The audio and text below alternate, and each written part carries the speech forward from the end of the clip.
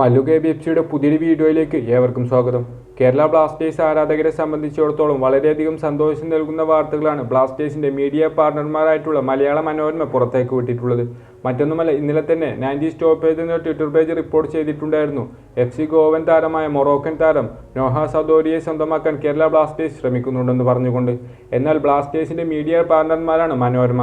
മനോരമയുടെ റിപ്പോർട്ട് പ്രകാരം നോക്കുകയാണെങ്കിൽ നോഹ സദോരിയുമായിട്ടുള്ള ചർച്ചകൾ ബ്ലാസ്റ്റേഴ്സ് അവസാന ഘട്ടത്തിലാണെന്നും താരത്തെ അടുത്ത സീസണിലേക്ക് സ്വന്തമാക്കാനുള്ള നീക്കങ്ങൾ ബ്ലാസ്റ്റേഴ്സ് ഓൾമോസ്റ്റ് ഒക്കെ പൂർത്തിയാക്കിയിട്ടുണ്ടെന്ന രീതിയിലാണ് മലയാള മനോരമ റിപ്പോർട്ട് ചെയ്തിട്ടുള്ളത്. ഈ ഒരു റിപ്പോർട്ട് നമുക്ക് 100% വിശ്വസിക്കാം.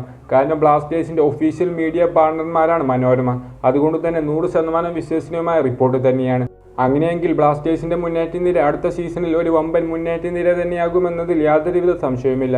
കാരണം 2 സീസണുകളിലായിക്കൊണ്ട് കഴിഞ്ഞ സീസണിൽ 20 മത്സരങ്ങളിൽ നിന്ന് 9 ഗോളുകളും 9 അസിസ്റ്റും സ്വന്തം പേരിൽ താരം കുറിക്കപ്പെട്ടിട്ടുണ്ട്. ഈ ഒരു സീസണിലേക്ക് വന്നപ്പോൾ 15 മത്സരങ്ങൾ കളിച്ചപ്പോൾ 5 ഗോളുകളും 2 അസിസ്റ്റും സ്വന്തം പേരിലാക്കിയിട്ടുണ്ട്. വളരെ എക്സ്പീരിയൻസ് ആയിട്ടുള്ള ഒരു താരം തന്നെയാണ്.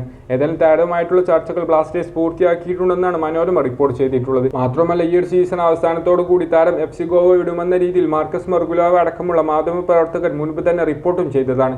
ഏതായാലും ബ്ലാസ്റ്റേഴ്സ് മാനേജ്മെന്റ് ഈ ഒരു നീക്കം നടത്തിയതിനോട് നിങ്ങൾ എങ്ങനെ നോക്കിക്കാണുന്നുവെന്ന് നിങ്ങളുടെ അഭിപ്രായങ്ങൾ കമന്റ് ബോക്സിൽ അറിയിക്കുക.